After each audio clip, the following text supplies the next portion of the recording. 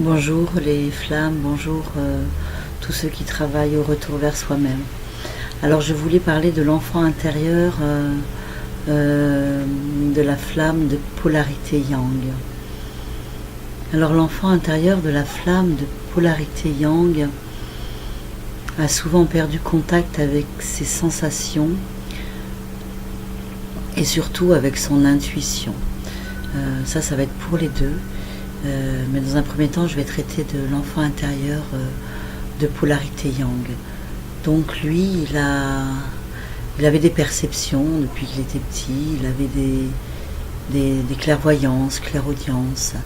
Et puis bien entendu, comme il était enfant, ses parents, ses éducateurs et même à l'école, on lui a demandé de se taire.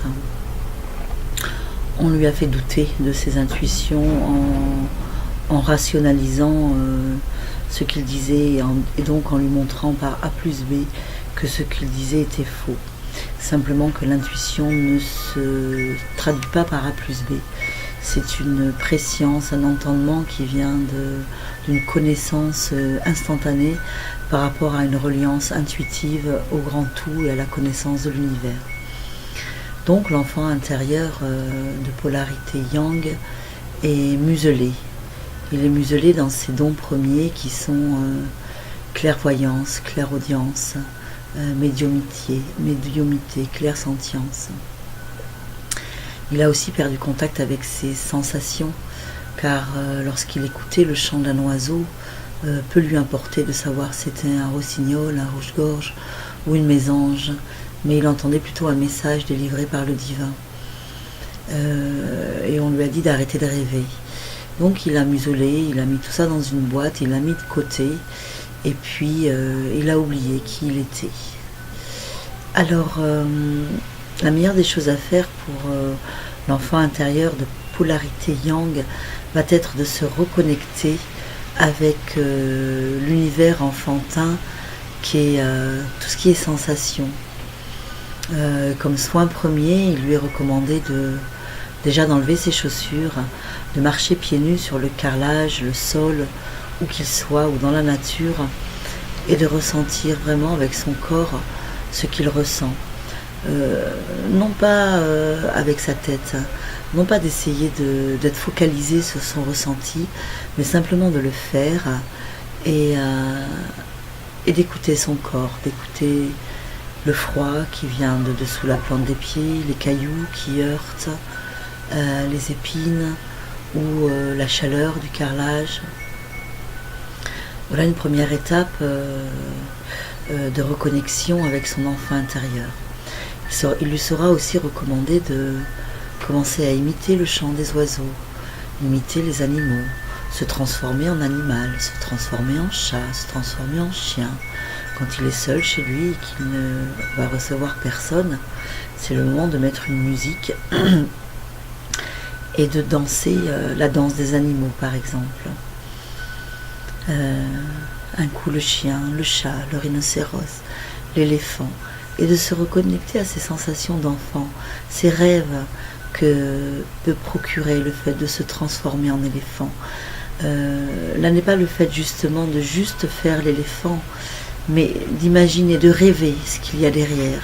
Je suis un éléphant. Dans cet instant, je suis l'éléphant. Que fais-je? Je marche. Mon corps est lourd. Je guide le troupeau. Voilà, retrouver toutes les sensations de l'animal par rapport à ses connaissances et par rapport aussi à son intuition, ce qu'il ressent, qui n'est ni écrit, ni lu, ni appris à l'école, mais simplement se laisser aller avec son corps et avec son esprit à découvrir cet espace-là, à le redécouvrir, car il le connaît. Ce sera juste des retrouvailles en fait. Après, il lui recommandait de travailler la terre, travailler la laine, faire des travaux créatifs avec les éléments tels le bois, la terre, le sable. Voilà. Et puis, surtout, ce dont il va être très intéressant de pratiquer, ça va être la reconnaissance. Ce petit enfant devra s'inventer une mère et un père bien aimants, bienveillants, et le placer en face de lui et lui dire je te reconnais dans tes dons qui te sont octroyés depuis ta naissance, je te reconnais et je te vois tel que tu es, tu as le droit de t'exprimer, tu as le droit de ressentir le divin en toi, tu as le droit de ressentir la mère terre, tu as le droit car c'est ainsi que tu es, c'est ce que tu es, tu as beaucoup de dons. Tu as beaucoup de dons de voyance, de médiumnité, de contact avec l'au-delà, tu es un empathe.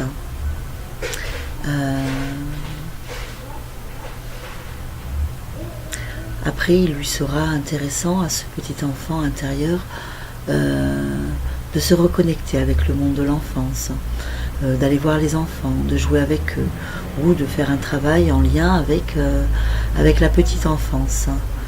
Et de pouvoir jouer avec la petite enfance, non pas pour l'éduquer ou la guider, mais pour jouer, simplement pour jouer, s'abandonner dans le jeu, jouer à cache-cache, jouer au chat et à la souris, jouer à chat perché, jouer, simplement jouer et rigoler de tout et de rien.